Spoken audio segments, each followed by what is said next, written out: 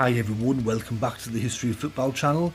Today I'm going to be doing something which I started quite a few months ago, and it's talking about a defunct football competition. I've done about 5 or 6 in the past, but today I'm going to be talking about a forgotten or defunct football competition, and that one is the Mitropa Cup. The idea of a European Cup competition was shaped after World War I, which brought the defeat and collapse of the Austro-Hungarian Empire. The centre of this idea, where the Central European countries at the time were still leading in continental football.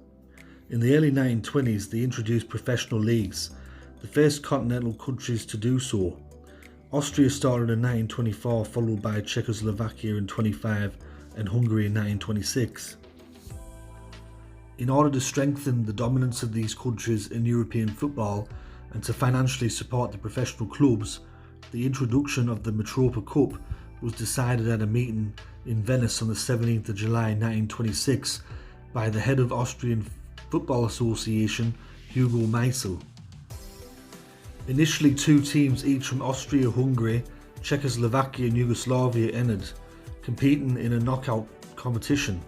The countries involved could either send their respective league winners or runners-up, or league winners and cup winners to take part. The first winners of the Mitropa Cup in 1927 were Sparta Prague, who defeated Rapid Vienna over 2 legs. In 1929, Italian teams replaced Yugoslavian teams. The competition were expanded to 4 teams from each of the competing countries in 1934. Other countries were invited to participate, like Switzerland in 1936, and Romania and Yugoslavia were invited in 1937.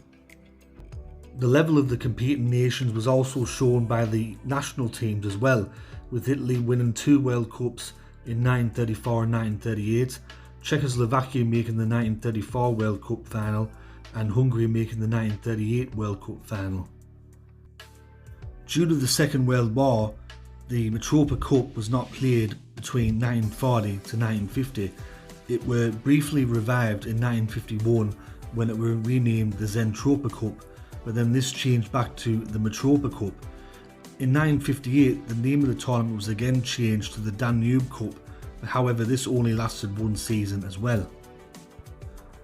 It were around this time as well that the European Cup had been founded, and the Mitropa Cup was considered the mother or the predecessor to the European Cup, and over the years, in the 50s, 60s and 70s, the Mitropa Cup lost a lot of its prestige as other teams from the region would compete in the European Cup instead. In the final years of the Mitropa Cup, Italian teams dominated the competition, with Italian sides winning 5 of the possible 7 Mitropa Cups. The last edition of the Mitropa Cup came in 1992, when on the 29th of May of that year, Borac Banja Luka of Yugoslavia defeated BVSC Budapest in a penalty shootout in front of 1,000 spectators at the Stadio Pino Zaccaria in Foggia, Italy. The most successful team in the competition's history were Hungarian side Vasas, who made 8 finals, winning 6 of those. The second and third most successful teams, with a joint of 3 trophies each, were Bologna and Sparta Prague.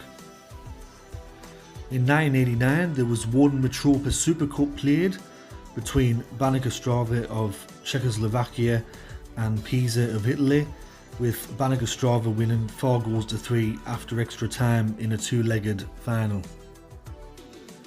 And the most successful country in the competition's history were Hungary, where 16 of their sides won the Mitropa Cup, followed by Italy with 11 titles. Although the competition were known as the Mitropa Cup for pretty much its entire existence, the official name of the trophy were La Coupe de l'Europe Centrale, or in English, the Central European Cup. So that is my short little video on a forgotten tournament, the Mitropa Cup, which some people credit as the mother or the predecessor of the modern day Champions League. I hope you enjoyed this video. If you did, let me know in the comment section below. Let me know if you even remember this tournament. I'm pretty sure a lot of people don't, but it's an interesting tournament to do a video on, and I hope you enjoyed it.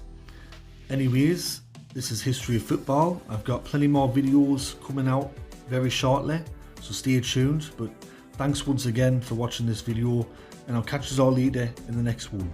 Alright, tatty bye for now.